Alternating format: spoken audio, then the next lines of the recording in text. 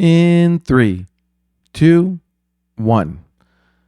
From the dawn of time to the millennium of steel, people have rocked.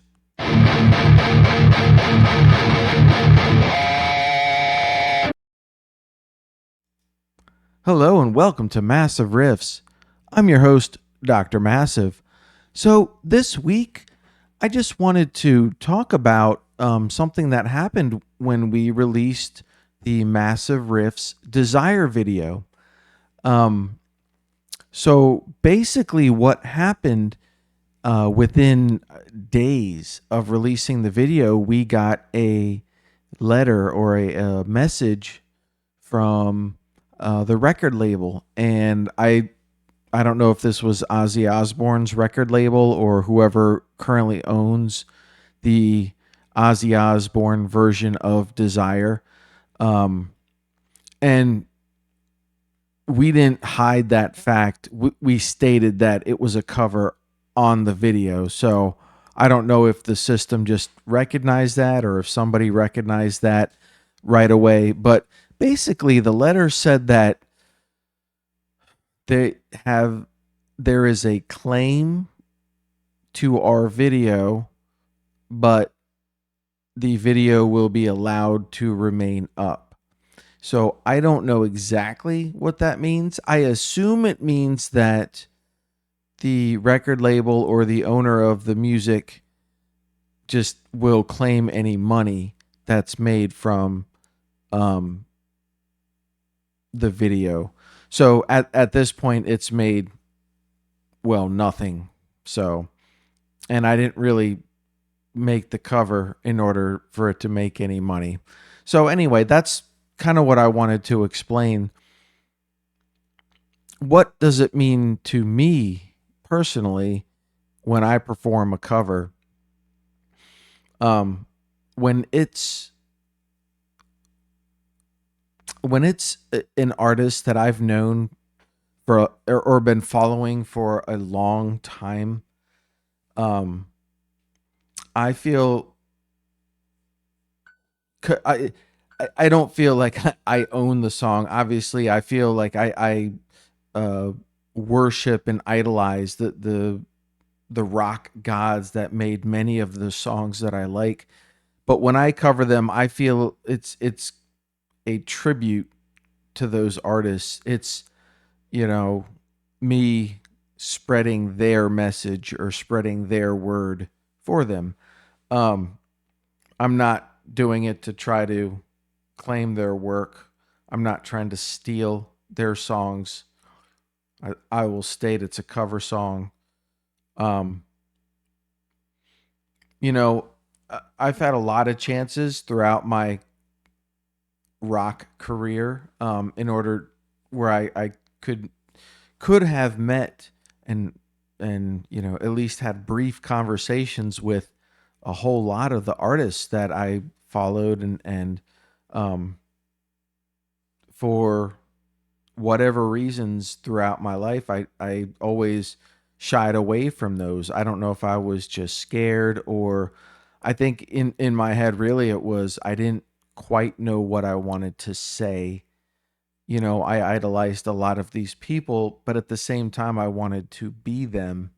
So I didn't want to go and see them and come off like, you know, just the adoring fan. And I guess I couldn't think of those cool things to say to my idols. So in this day and age now, if I do a cover song and release it, it's kind of a this is my love letter or my acknowledgement of said artist. In this case, the two that stand out obviously is Ozzy, who did the version of the song which ours is very closely based on. Um, he's incredible. He's one of my favorite artists. I I I have so many stories to share with about Ozzy. Um, I worked stage crew or security at Nissan Pavilion. when the Ozfest was pretty big. And I remember one moment where I was standing backstage and I looked and I saw Ozzy, and I was, off to his backside, um, I guess left or right, left, I guess if you were looking at him. And he was singing Mama, I'm Coming Home, which was a great hit at the time. And I just stopped what I was doing and just kind of zonked into his performance for, maybe 5, 10, 15 seconds. And it was great. Um, and I felt like I shared that moment with Ozzy and with everybody else from a perspective that no one else had seen. And at that point, and for the rest of my time at Nissan Pavilion, I didn't feel like I needed to talk to the artist. And a lot of people did. A lot of people got thrown out or fired from stage crew. They would sacrifice the rest of their shows or the rest of their gigs in order to run up and make a fool of themselves and say something to an artist that they love that happened to be playing that weekend. So, um, but man, Ozzy was awesome. Also, Zakk Wylde, the lead guitar player on Desire, um, he's amazing, and I just wanted to give him a shout out as well. His guitar playing inspired everyone I knew, all the musicians, all the bands I played, tried to play his riffs, and we were all pretty horrible at playing at that time, when he was big. But we certainly tried. Um, when he played live, he would just have this wall of sound. I think he would just have stacks and stacks of amps and cabs. So he would hit like one note of a solo and it would come out like a chorus or a symphony was playing that single note. And he could cut through all of the bad acoustics. He could cut through all of the bad sound, all the technology that wasn't quite there yet to make live sound great.